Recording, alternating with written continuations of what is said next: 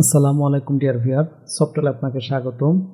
এই ভিডিওতে আমরা দেখব কিভাবে গ্রুপ সিলেক্টর নিয়ে কাজ করা যায়। আমরা অলরেডি বিভিন্ন ধরনের সিলেক্টর নিয়ে কাজ করেছি, পূর্বের ভিডিওগুলো চেক করলেই বুঝতে পারবেন। গ্রুপ সিলেক্টর নিয়ে কাজ করতে হলে খেয়াল করুন, এখানে H1, H2, D, P এগুলো আছে। তাহলে আমরা H1, P, H2 এইভাবে আমরা কালার রেড, এক্ষেত্রে কি হবে H1, P, H2 সবগুলোই কালার হয়ে যাবে। ওকে, আমরা যদি এখন রান করে দেখি, এই যে দেখুন যতগুলো H1 এবং P আছে সবগুলোই কালার হয়ে গেছে। এই যে এখানে একটা P আছে। আমরা শুধু তাই নয়, চাইলে আমরা শুধু ক্লাস নিয়েও গ্রুপ তৈরি করতে পারি। যেমন আমি বললাম box dot abc dot p2। এক্ষেত্রে কি হবে, সবগুলো ইন্ডিভিজুয়ালি কাজ করবে। রিলোড দেই, এই যে দেখুন সবগুলো ক্লাসেই আমাদের কাজ হয়েছে। শুধু তাই নয়, সেই সাথে আমরা চাইলে ট্যাগ এবং ক্লাস মিলিয়ে আমরা গ্রুপ সিলেক্টর তৈরি করতে পারি। যেমন আমি বললাম H1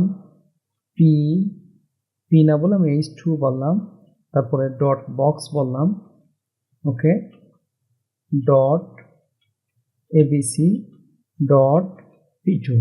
তারপর আমরা সবগুলো ক্লাসে নিছি, সেই সাথে দুইটা ট্যাগ নিছি H1 এবং H2।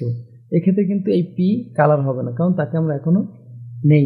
খেয়াল করুন, এই যে এই P ছাড়া বাকি সবগুলো কি হয়েছে, রেড হয়েছে। ওই P কেও যদি আমরা ধরতে চাইতাম, জাস্ট আমরা কি বলতাম P।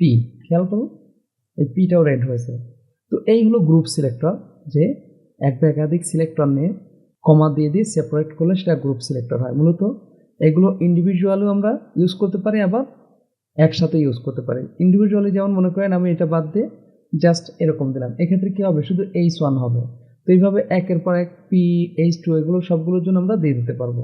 তো কোনো বিষয় যদি সব জায়গায় প্রয়োজন হয়, চাইলে আমরা এইভাবে গ্রুপ সিলেক্টর করে সেই প্রপার্টিটা একবার ইউজ করেই সবগুলোতে অ্যাপ্লাই করতে পারি।